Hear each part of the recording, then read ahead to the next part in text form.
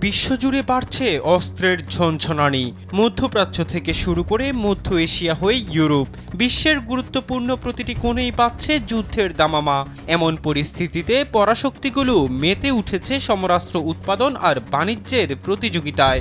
নিজেকে তৈরি করছে সম্ভাব্য যুদ্ধে এগিয়ে থাকার মূল শক্তি হিসেবে প্রতিষ্ঠিত করতে। সেই দৌড়ে এবার সামিল হয়েছে ইউরেশিয়ার পরাশক্তি তুরস্ক। হঠাৎ করেই বিপুল পরিমাণ ট্যাঙ্ক উৎপাদনে নজর দিয়েছে এরদোয়ানের দেশ। কিন্তু কেন এমন রণপ্রস্তুতি?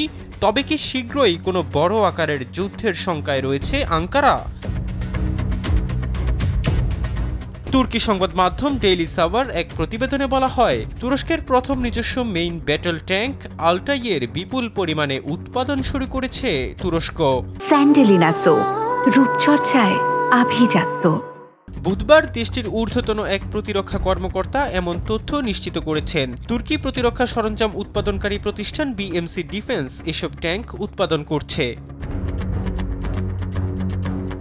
তুর্কি প্রতিরক্ষা শিল্পের হেড অব প্রেসিডেন্সি হালুক গোরগুন জানান, এরই মধ্যে তুরস্কের জাতীয় মেইন ব্যাটল ট্যাঙ্কের বিপুল পরিমাণ উৎপাদন শুরু করা হয়েছে। অনেক দেশই এই প্রকল্পে অংশীদারত্ব নিতে প্রস্তুত।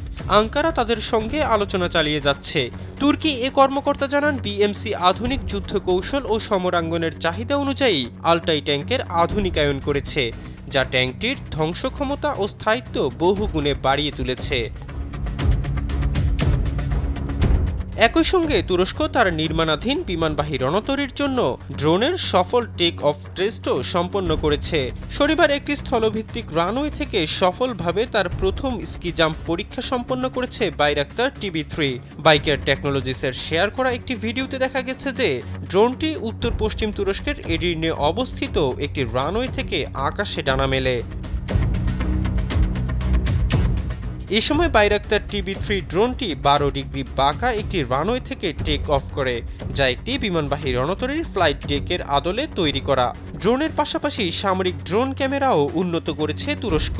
বাইকার কোম্পানির শেয়ার করা এক ভিডিওতে দেখা যায়, তুর্কি প্রতিরক্ষা সরঞ্জাম প্রস্তুতকারক প্রতিষ্ঠান আসেলসানের তৈরি আসেলফ্লি 500 ক্যামেরা ব্যবহার করে সমুদ্রে ভাসমান একটি লক্ষ্যবস্তুকে ধ্বংস করেছে বাইরাক্তার আকিঞ্চি ড্রোন। এ সময় তুর্কি সমরাস্ত্র উৎপাদনকারী প্রতিষ্ঠান রকেটসানের তৈরি MAMT ও MAML ক্ষেপণাস্ত্র ব্যবহার করা হয়েছে।